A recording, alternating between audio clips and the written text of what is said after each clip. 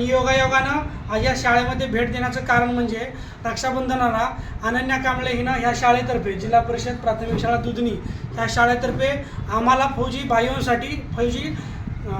भाईसाठी हिनं आपल्या हातानं बनवलेल्या राख्या आम्हाला भेट दिल्या होत्या. आणि त्या भेटीचं तिचं एक पत्र आम्हाला भेटलं होतं. ते पत्र मी तुम्हाला वाचून दाखवतो. आणि त्या पत्रासाठी आणि त्या आणण्यासाठी आणि आपल्या मराठी शाळेसाठी आज या शाळेमध्ये मला यावंसं वाटलं. खरं तर या छोट्याशा पत्रामध्ये खूप काही अर्थ आहे.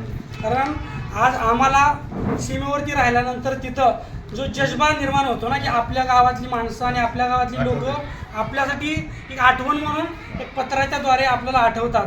आणि त्या जज्ब्यासाठी आम्ही तिथं ताठमानेने उभा राहतो.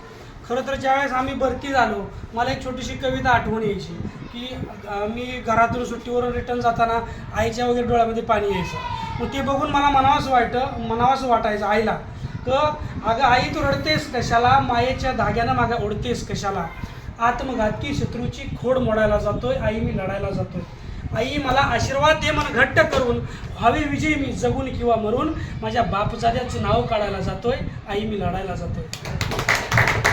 आणि ती भावना ठेवून आणि एक छोटीशी बहीण अनन्या कांबळेने एक पत्र लिहिलं होतं की त्याच्यामध्ये तिनं असं लिहिलं होतं की माझ्या सर्व सैनिक बांधवांना जिल्हा परिषद प्राथमिक मराठी केंद्रशाळा दुधनी तालुका अक्कलकोट जिल्हा सोलापूर येथील छोट्या बहिणीचा सप्रेम नमस्कार. दादा, या राख्या माझ्या शाळेतील इयत्ता 2री, 3री व 4थीच्या माझ्या मैत्रिणींना स्वतःच्या हाताने घरातील साहित्य वापरून बनवलेले आहेत. आम्ही बनवलेल्या या राख्यांचा आपण स्वीकार कराल ही अपेक्षा आणि नम्र विनंती. खरं तर आम्हाला विनंती करायची काही गरज नाही, कारण आम्ही तुमच्याच घरातले एक सदस्य आहे. आणि तिनं अजून लिहिलेलं होतं की कुठल्याच नात्यात खूप खूप गोड आहे. या राख्या महाराष्ट्र राज्यातून आपल्याला आल्या आहेत.